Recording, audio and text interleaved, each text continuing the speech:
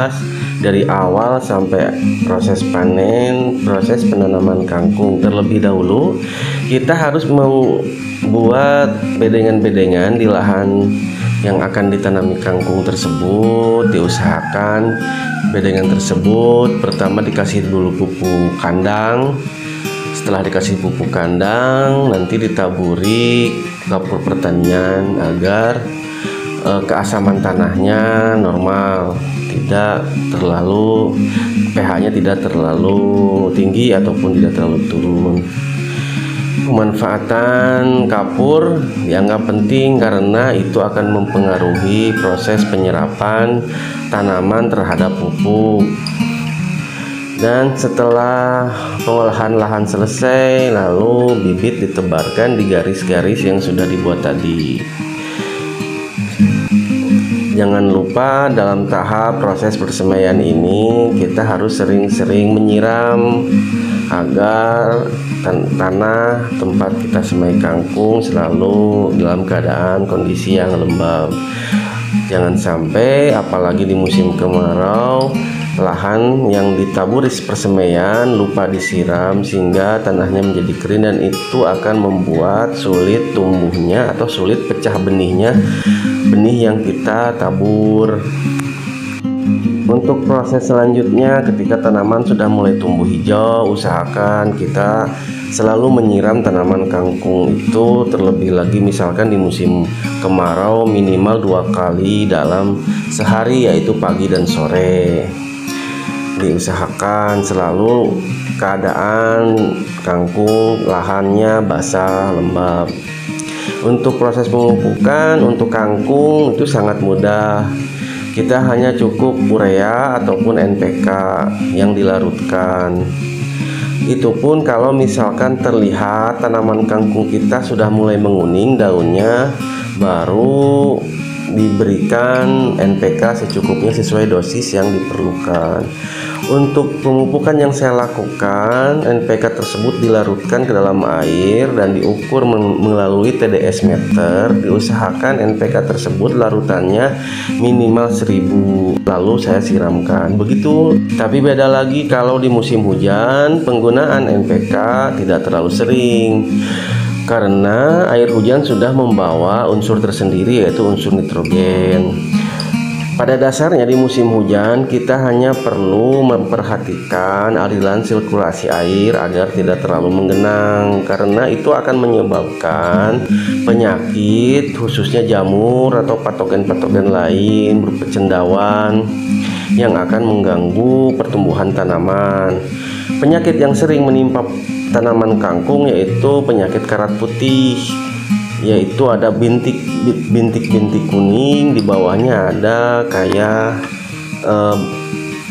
bintik putih, dan ini sangat mengganggu dan cepat penyebarannya. Oleh karena itu, untuk mencegah hal tersebut, diusahakan setelah penanaman penyemaian pada usia ke-7 hari ataupun 10 hari kita semprotkan fungisida untuk mencegah terjadinya nanti adanya penyakit cendawan ini.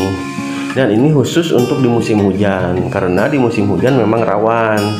Tapi kalau di musim kemarau, penyakit karat putih ini jarang hingga pada tanaman kangkung karena kondisi kelembabannya tidak terlalu tinggi. Di musim hujan kita harus memperhatikan aliran irigasi air. Jangan sampai ada air yang menggenang yang menyebabkan penyakit. Juga kita di musim hujan antisipasi penyakit, karena jika sudah terkena penyakit ini akan merepotkan kita dan kadang susah untuk disembuhkan. Idealnya tanaman kangkung ini panen di usia yang ke-30 hari. Pada saat tinggi tanaman kangkung itu 25 cm. Pemanenan kangkung ini bisa dengan 2 cara. Pertama bisa dengan memotong dari pangkalnya atau mengaritnya, atau juga bisa dengan mencabutnya. Apabila kita berencana untuk membuat tanaman kangkung ini tahan lama ketika dijual, kita proses pemanenannya dengan cara dicabut. Tapi apabila kita ingin memproduksi ulang kangkung tanpa harus capek mengolah tanaman kembali, mengolah tanah kembali, kita hanya perlu mengaritnya dan langsung menjualnya. Kangkung yang dicabut tersebut akan kita kumpulkan, lalu setelah itu kita lakukan prempelan atau penyeleksian. Penyeleksian ini dilakukan pada daun atau pucuk kangkung paling bawah. Daun yang sudah menguning kita rempel, ataupun daun yang sobek, ataupun daun yang terkena hama.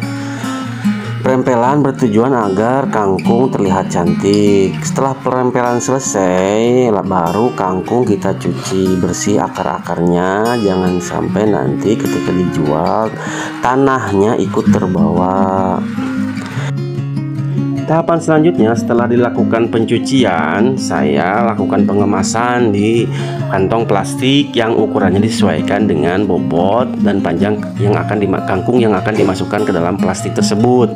Tidak lupa juga saya kasih label dari produk yang saya berikan.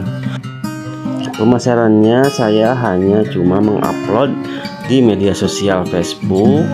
Nanti ada teman-teman atau rekan saya akan langsung mengorder langsung lewat Facebook tersebut, dan nanti saya akan lakukan pengiriman ke rumah para konsumen yang sudah order. Demikian dari awal penanaman sampai proses pengemasan dan penjualan. Apabila video ini dirasa bermanfaat, jangan lupa klik subscribe dan bagikan ke teman yang ingin mengawali berbisnis di bidang pertanian, khususnya tanaman kangkung.